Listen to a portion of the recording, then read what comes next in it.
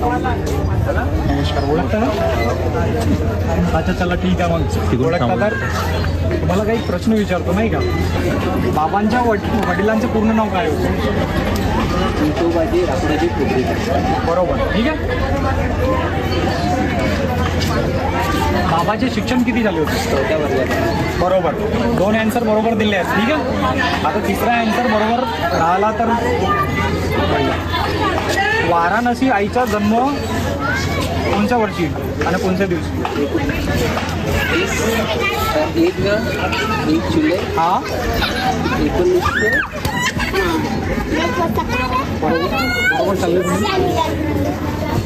1928. नाही काहीतरी नाही करेक्ट सांगा. 1928. नाही ना 1932.